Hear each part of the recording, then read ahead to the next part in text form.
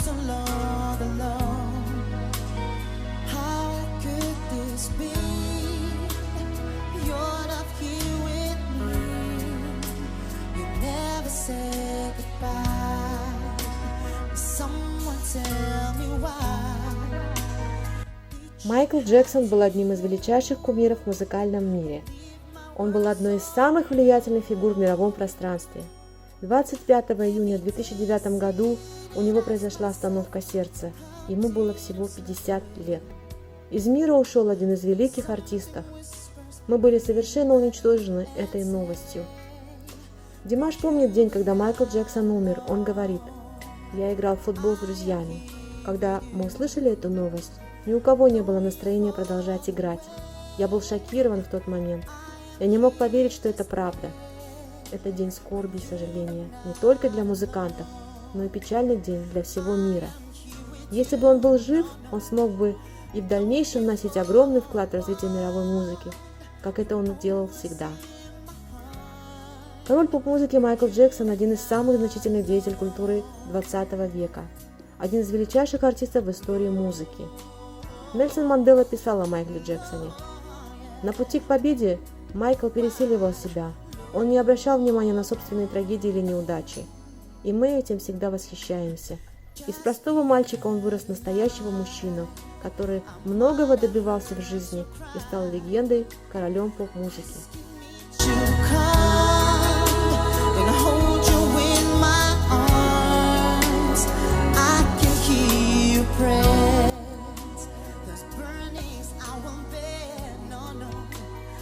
Для многих людей Майкл Джексон был больше, чем артист, певец и танцор.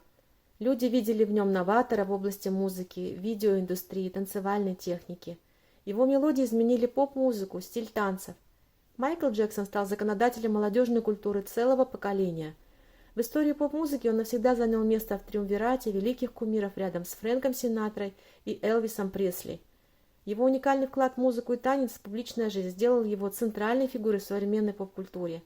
Несмотря на грязные скандалы вокруг имени певца, мир ценит Майкла Джексона за музыку, которую он создавал на протяжении последних 4 десятков лет.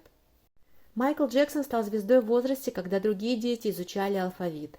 5-летним мальчиком он был включен в состав семейной группы Jackson 5, которую создал его отец. Он стал королем поп-музыки. Этот высокий титул дали ему миллион фанатов. Это звание он заработал потерянным детством, многолетним упорным трудом и талантом. Родился Майкл Джексон 29 августа 1958 году в городе Гэри, это штат Индиана. Отец семейства играл на гитаре.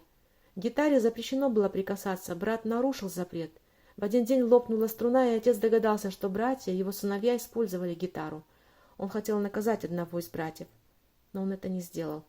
Старший брат начал играть на гитаре, и отец семейства понял, что его дети смогут осуществить его мечты в шоу-бизнесе.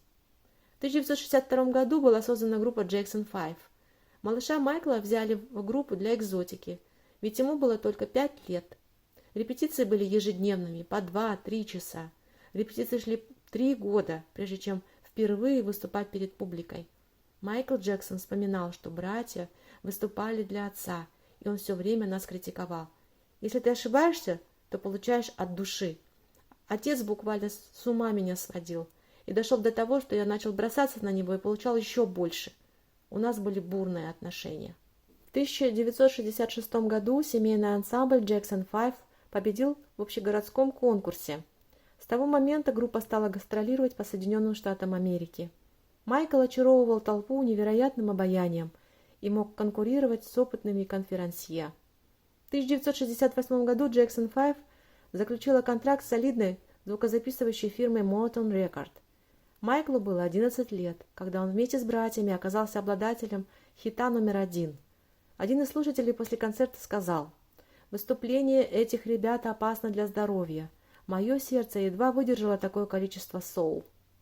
В 1969 году издается новый дебютный сингл «I Want You Back». В 1971 году Майкл Джексон, находясь в составе группы Jackson 5, записал свою первую сольную песню «I Will Be There». В 1978 году вышел альбом «The Jackson» под названием «Destiny». После этого альбома в 1979 году Майкл уходит из группы и становится самостоятельным певцом. выходит первый сольный альбом «Off the Wall». Его продюсером стал Quincy. Альбом разошелся тиражом в 6 миллионов. Даже критики отметили, что альбом «Off the Wall» – шедевр современной музыки. В 1980 году за песню «Don't Stop» он получил первый Грэмми как сольный артист. Несмотря на успех, который принес ему этот альбом, Майкл Джексон назвал его самым тяжелым периодом своей жизни. «У меня было совсем немного друзей, и я жил очень изолированно. Мне было так одиноко, что я выходил прогуляться по кварталу в надежде встретить кого-нибудь, с кем бы я мог поговорить и, может быть, подружиться с людьми, не знавшими, кто я. Хотелось встретить кого-то, кто стал бы моим другом. Успех, безусловно, приносит одиночество. Им кажется, ты можешь пойти куда угодно и делать что хочешь, но не в этом суть. Человек нуждается в истинных ценностях», — говорил Майкл. Он был одинок. Только на сцене он чувствовал себя замечательно. Он говорил: «Когда на сцене все в порядке, во время выступления я раскрепощаюсь, я полностью владею сценой». Однако, невзирая на грандиозный успех первого альбома, Майкл жаждал большего, и полученная за альбом первая, но единственная Грэмми однозначно несла не победу, а поражение. Амбициозному юноше такого признания было недостаточно. Чем бы ни занимался Майкл Джексон, он все время стремился достичь совершенства. Если уж написать песню, то только хит. Если станцевать, то только так, чтобы твои движения повторял весь мир. Его желания, его мечты воплотились в альбоме «Триллер». Каждая из песен была обречена стать настоящим хитом. Квинси Джонс писал: «Я был поражен работоспособностью и целеустремленностью этого парня. У него были большие перспективы. «Триллер» вошел в книгу рекордов Гиннесса как продаваемый альбом всех времен. «Билли Джин», «Биты». Каждая из песен являлась портретом Майкла Джексона, который решил во весь голос говорить о наболевшем, о мучительном взрослении, об эмоциональном напряжении, о глубоком одиночестве. «Лунная походка» считается одним из танцевальных движений в мире. Ее изобрели черные дети гетто. Они обладали самым оригинальным ритмом, считал Майкл. Он до последнего дня не знал, как пройдет это выступление. Он продумывал свой внешний вид, нашел черную шляпу, раздобыл одну белую перчатку и приготовил белые в блестках носки. Озарение пришло к нему ночью накануне выступления. Он включил музыку и просто позволил своему телу двигаться под ритм. И тогда все стало на свои места. Он видел номер целиком. В 1983 году за Майклом Джексоном закрепилось звание короля поп-музыки. Я себе сам не провозглашал королем. Его впервые назвала так Элизабет Тейлор. В середине 1980-х годов Майкл впервые занялся благотворительностью. Вообще он поддержал больше благотворительных учреждений, чем какой-либо другой певец поп-музыки. 39 благотворительных организаций, акций было создано им. В 1985 году был записан благотворительный трек «We Are The World», ставший одним из самых успешных синглов в истории мировой музыки с тиражом более 29 миллионов копий. Вырученные от распространения песни средства перевели в фонд помощи голодающим в Африке. В 1987 году Майкл выпустил альбом «Bad». Он занимал первую строчку Billboard 200 в течение 6 недель. Майкл Джексон провел свой первый концертный тур в поддержку «Bad», который стартовал в 1987 году. Мировые турне – самый прибыльный концертный марафон. Гостями одного из них стали принц Чарльз и принцесса Диана. В 1991 году выходит альбом «Dangerous». В него вошли композиции «Black or White», «In the Closet» с участием Наоми Кэмпбелл, «Jam» с участием Майкла Джордана, «Remember the Times» Эдди Мерфи и Иман, которые моментально стали знаменитыми. Клип «Black or White» просмотрело 500 миллионов человек. В конце 1980 года Майкл Джексон приобрел поместье Неверленд за $19,5 миллионов. Это был парк развлечений с аттракционами. Майкл Джексон предложил его для детей из гетто, детям из бедных семей, детям с тяжелыми заболеваниями. В 1993 году Майкла Джексона обвинили в растлении несовершеннолетнего. Он писал следующее: «Возможно, низкая точка. Я переживаю сейчас.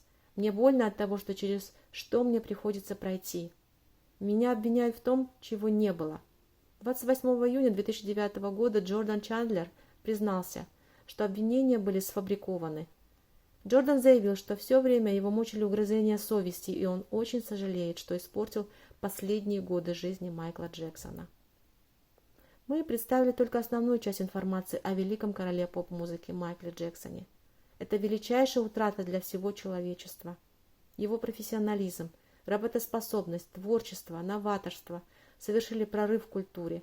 Он установил новые музыкальные стандарты. Димаш посвящает свои концертные номера Майклу Джексону в честь памяти и уважения легенде. Фотографии Димаша находятся на стене звезд стадиона Barclays Center, как его кумир Майкл Джексон. Димаш говорит о Майкле Джексоне. Его достижения в искусстве и жизненный путь глубоко в моей памяти. Когда я пою песни Майкла Джексона, я чувствую, что он стоит со мной на этой сцене. Димаш считает, что Майкл Джексон всегда был нацелен на благородную музыку. Он очень прост и понятен, он полон человечности. Для меня большая честь работать с композиторами, с которыми он работал. Майкл Джексон был добрым человеком и никогда не делал бы ничего, что повредило бы другим. Димаш уделяет большое внимание новостям, касающимся жизни и творчества Майкла Джексона. Одна из американских фанатов, Сильвия Сандаваи, подарила тот самый постер Димашу, который Майкл Джексон случайно порвал. Он подписал постер словами «Упс, простите, Майкл Джексон». Димаш опубликовал фото с этой фанаткой со словами «Спасибо большое за ваш подарок, Сильвия Апай». Димаш, как и Майкл Джексон, всегда был за мир и за равноправие между людьми. Димаш говорил, никто не вправе за кого-то решать чужую судьбу, политики или еще кто-то там. Мы все равны, мы все люди. Африканец, кореец, китаец, американец, казах, русский. Не имеет значения, мы все должны прожить эту жизнь с большим достоинством. И надо к этому стремиться. Хочется, чтобы из-за конфликта взрослых не было войны, не страдали бы маленькие дети. Майкл Джексон посвятил свою жизнь музыке. Его нет с нами. Мы будем помнить о нем. Как сказал Димаш, я буду следовать стопам этого артиста, который вошел в историю мировой музыки. Мы помним тебя, Майкл Джексон, как самого успешного исполнителя в истории поп-музыки, обладателя 15 Грэмми и сотен других премий, человек, который 25 раз попал в книгу рекордов Гиннесса, и просто как человека, который хотел изменить мир к лучшему.